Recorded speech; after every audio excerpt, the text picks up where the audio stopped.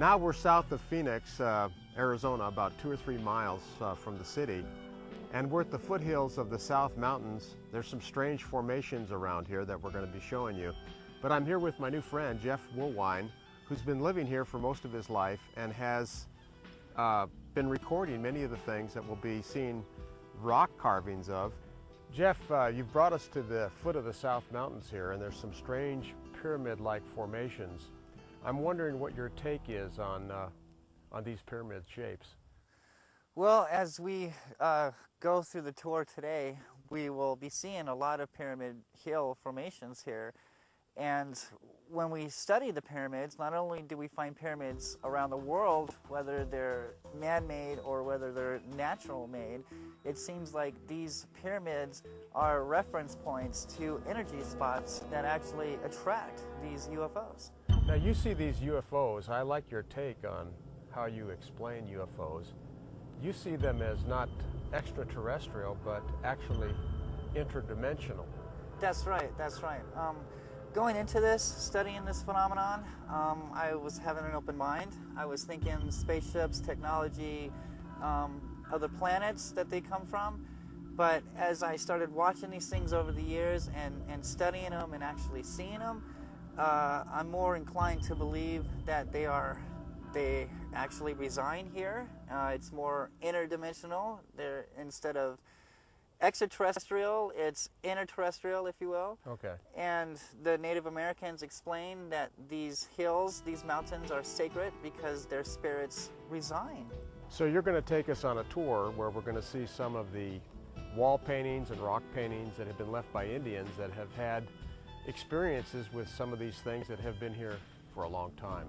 That's right. We'll be overlooking some petroglyphs that has been carved anywhere from 900 years old to possibly close to 1,000 years old, and it depicts what they were seeing in the sky. They didn't have video cameras back then. They had stone boulders to record. They recorded their sightings on stone. That's okay, right. Fantastic.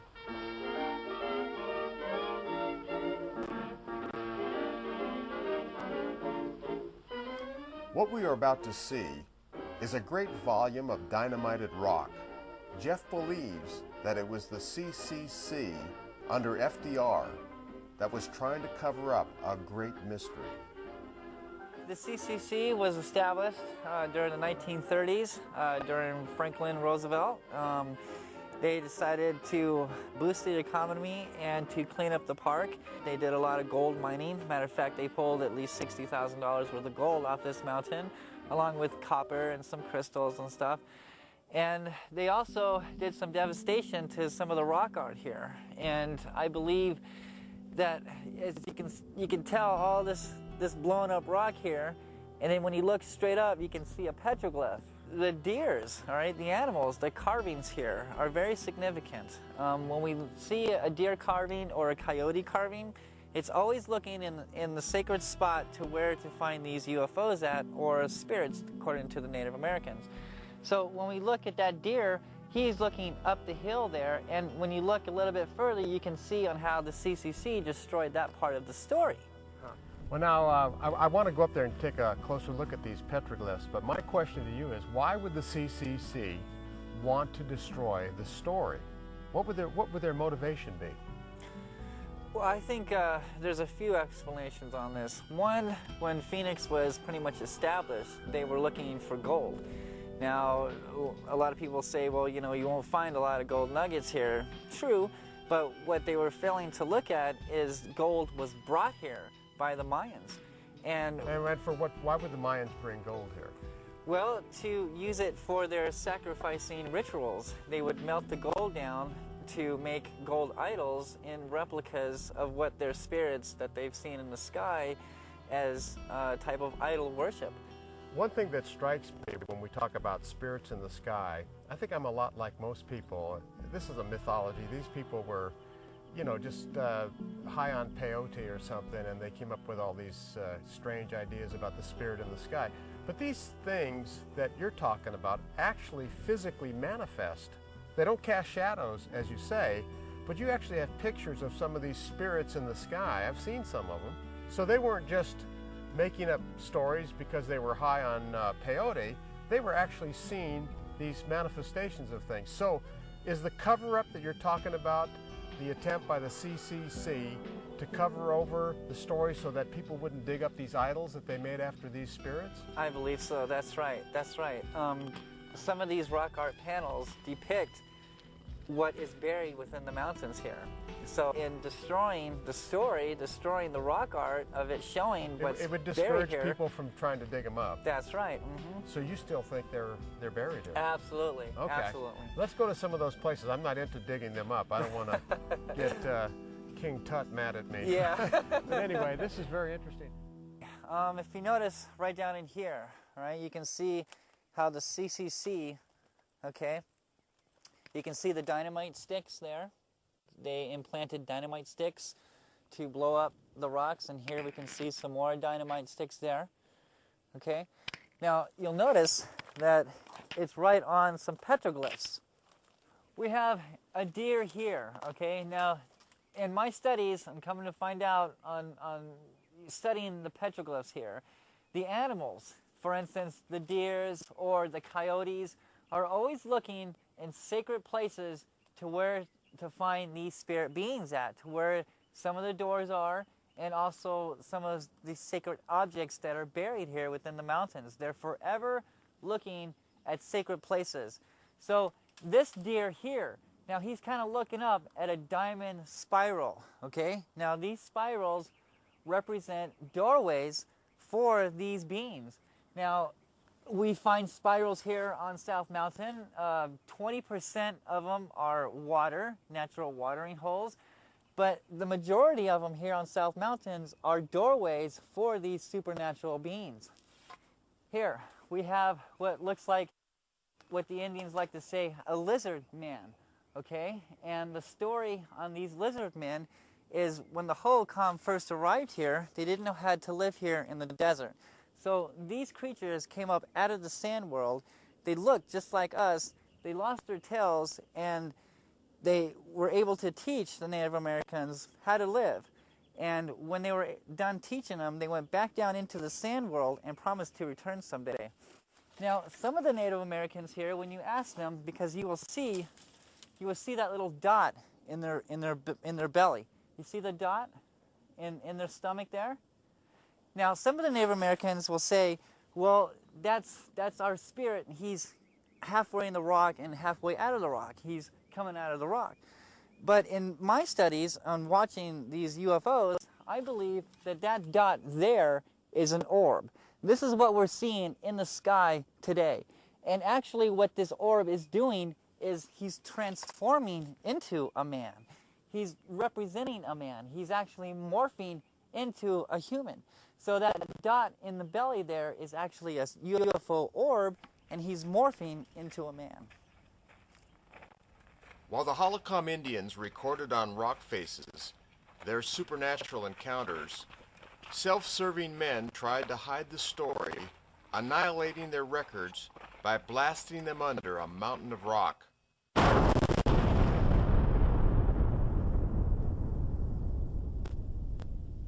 But as we shall see, the Hohokam story would not lay dormant under the debris of men's devices. The story has been recovered, and the truth, for our benefit, has been restored by Jeff Woolwine's incredible investigation and patient observations. But even more importantly, and more impressively, we shall see that these strange sightings long ago recorded on rock are still being seen to this day here on South Mountain.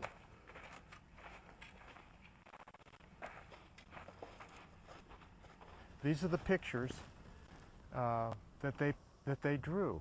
They drew on rocks. They didn't have cameras. They drew what they saw on rocks as a record of That's what right. they were experiencing in this Phoenix thing. Is Phoenix a valley? Would you call it a valley? Yeah, it's the Valley of the Sun. Valley of the Sun.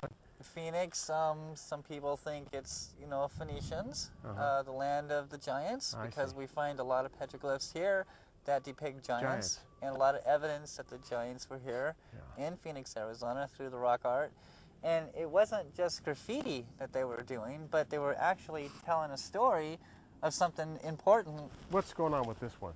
Here we find what looks like a lizard guy because we have a tail here and we have his legs, and you can see that he's in the appeasement pose, much like what us sky watchers do. We look up and we're like, hey, you know, what are you? Come and see us.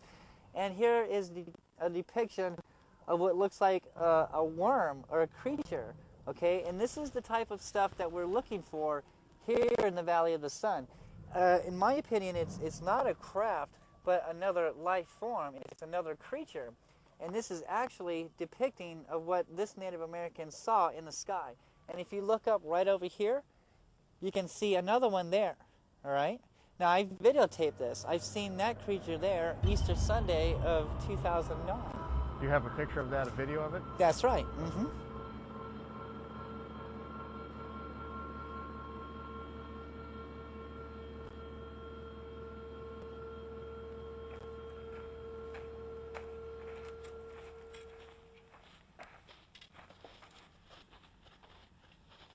This is an amazing rock here. Why don't you explain this one to us? Here we have on this panel many spirals, and here's one representing it as it's going down, which means that the doorway for the spirits is in the ground here. We have another spiral, seems to be representing it's going up. So not only do we have a doorway on the ground, but we also have a doorway in the sky. We have a coyote, or a deer, if you will, and he's looking up at what we might think is a spiritual being, okay? We have this worm here. What we're looking at is actually photographs of what these creatures look like. I've seen these worms in the sky here. Over here, we have a bow tie, and some of the petroglyphs here, these bow ties actually grow legs and arms and a head. And this is representing a spirit being, a UFO, if you will. On top here, you'll see that this is oriented on top, in the sky. This is one of these serpent creatures that I filmed many times here in Phoenix, Arizona. And it's up high, or it's as to say that it's been seen in the sky here. He's a very powerful entity. This is one of my favorite panels here.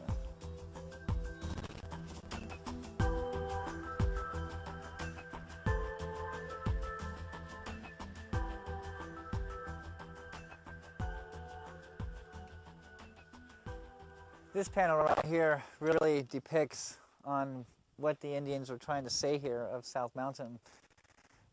When you look at the rock art here, you're not just supposed to look at the art here, but actually what the artist is trying to tell us.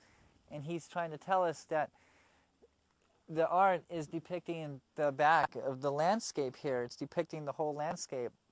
Here we have this formation here, okay? Now this represents the two pyramids that are behind us. This pyramid represents this pyramid here, and there's another pyramid that we'll see on the other side there. Now, if you look, the pyramids is in the shape of a serpent. Okay, this is a serpent making these two pyramids.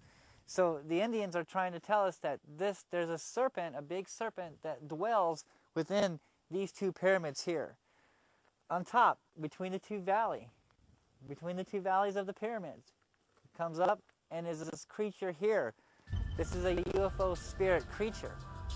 And to the left of him is the sun. So when the sun is in the right position, it opens up the two doorways of the pyramids for these spirit beings. You know, Jeff, words form pictures in people's minds.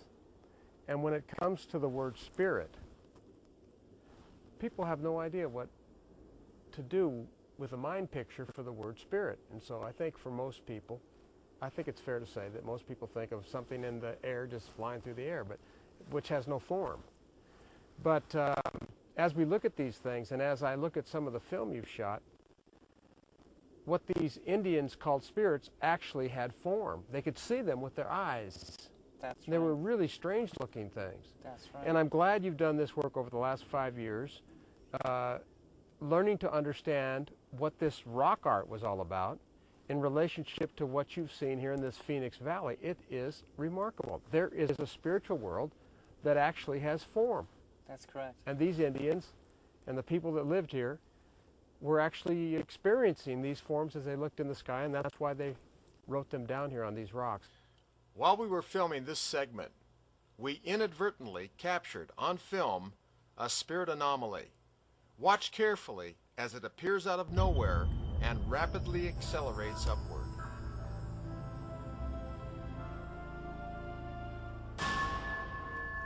You know, studying these UFOs and watching them for many years, I've come to find out that these things like energy spots, power plants seem to be the intergalactic gas station, if you will.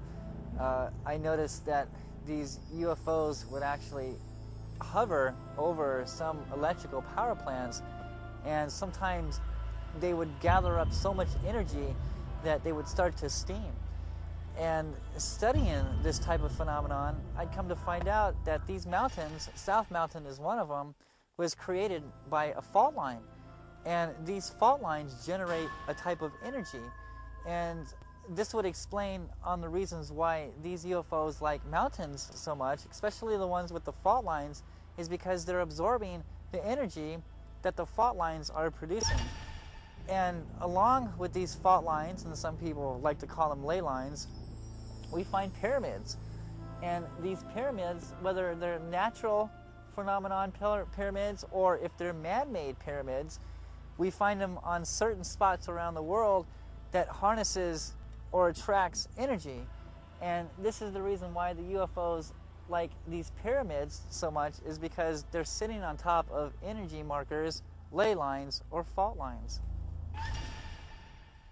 It's obvious from the wall art that the Hohokam had no love relationship with the numerous spirits in the sky. But why? This is what I believe to be an altar. And on the back side of this altar, we find Mayan or Aztec art. Now, clearly, this is art that we find on the pyramids of Mexico. And we have these, what look like orbs, okay? And they're connected together. Now, I've seen a lot of these orbs together like this, and they actually are connected, okay? As to say they're like, they're connected together. And I believe when they do this, they're either interacting with each other or they're absorbing each other's energy by connecting themselves together. When we come around to the front side of this altar, we can clearly see on how this has been carved out. This whole panel here, along with this here, has been carved out. And we find stains, okay, that seems to be dripping off of this altar. Before they did their sacrifice, if you notice, it's right at a dried up riverbed. And what they used to do is they used to purify themselves first by washing themselves in the water before they did the sacrifice on the altar. And according to the legends here, when the sacrificing had stopped, that's when the spirits got uneasy and they got upset. And that's when the land started to dry up.